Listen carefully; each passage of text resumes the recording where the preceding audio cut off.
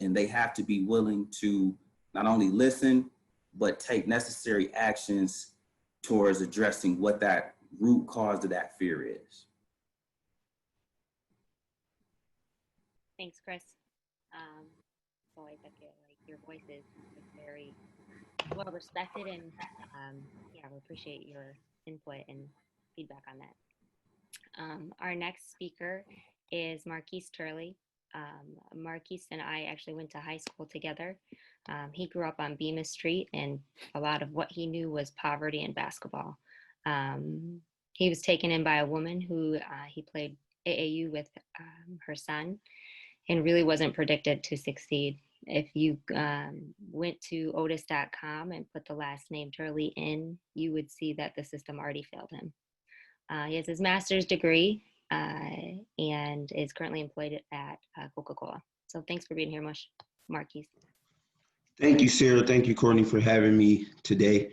You know, I just want to say thank you, Eric. Thank you, Conrad. Thank you, Chris. Also Dr. Pink for being on the panel. But I don't really know how to give it to you guys any other way. So I'm going to have to give it to you guys a little uncut and raw. So that's kind of where I'm from. So I'm just speaking for, not only the Blacks here within West Michigan, but I'm speaking for the Blacks here within the streets of Franklin and Eastern, within the streets of Bemis and Fuller, Burton and Eastern, and so on. But I'm also speaking for corporate America, our young growing corporate America too, because I've been in both worlds. So I kind of know, what's the flavor and what's, the room, what's the temperature in the room. So first I would say, if you're silent, you are complacent. Being silent is half the problem. If you're not ready to have tough discussions, you're half the problem. Systematic racism has killed me for years. If you Google the last name Turley in the Otis system, I'm already in there. I'm already a product of systematic racism. I'm already discriminated against. I'm already predetermined. I'm already prejudged. When an officer pulls me over, his last name is Turley. I already have the long history of what's going on, throughout our community here in West Michigan. So I'm very passionate about this because, I do live in the lives of others. I am very close to some white prominent people here in West Michigan. And I think for my kind, I would ask all Blacks to say all whites aren't racist, but you rather judge by your mind and heart. So for me, I look at it as, if we can all have a voice, then we can all make change. Working at Amway, working at Coca-Cola, I truly understand that we can't have change with all white Caucasians sitting at the boardroom meetings, with having one Black in the boardroom. I'm able to share this story because I was in both worlds. I worked at Amway. Now I'm working at Coca-Cola. So I see who's making the change. I see who's leading these prominent discussions. As African Americans, we're sick of going out to Meyer. We're sick of going out to Amway. We're sick of going out to Steelcase. We're sick of going out to Herman Miller.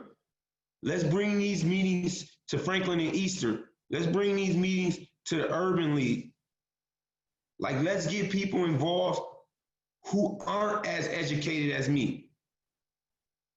Let's get people involved who are facing these day-to-day issues so we can make a change. And for me, it's like, I share a story about finance. If you know African Americans, one thing we pride ourselves on is trying to build wealth. But we cannot build financially stable wealth without understanding the financial literacy, the things that we haven't been taught for years, the things that we have been put off to the back burner from years. So now we have a voice. So now it's time for us to face these tough decisions with our loved ones, with our close knitted individuals. So for me, I'm going to start with my godmom. I'm going to start with her kids. They're close to me. So it's time for me to start having these tough discussions with them. Because if we can make a change as a family, and I can make a change with my immediate family, then that's when we can kind of dig into the roots of how do we make a change for West Michigan.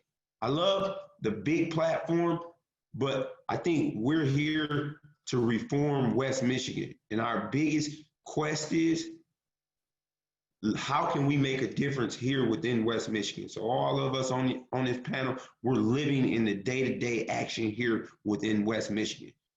And I think not only from the police brutality, from the police issues, from the financial issues, to so on.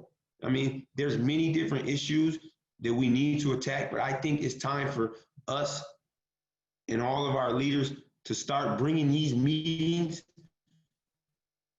to Franklin and Eastern. Let's start bringing these meetings to the city. We're tired. We sat in your boardroom meeting for too many years. It's time for us, for you guys to sit in where we're at.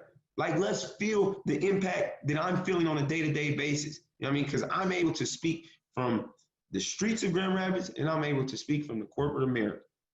And the disparity in between both of those is huge.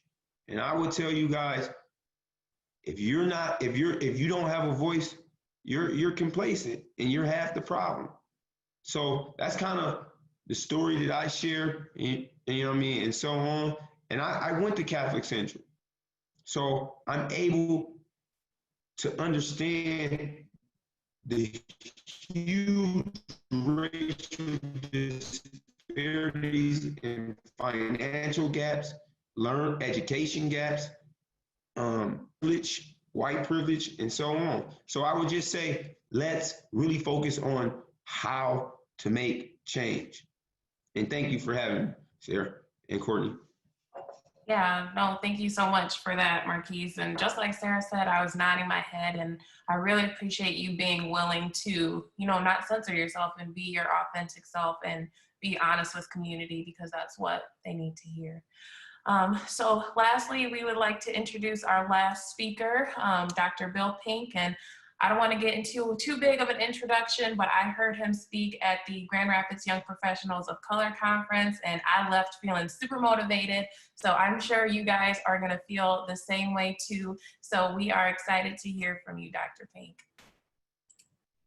Courtney and Sarah, thank you. I'm hopeful that my connection is good.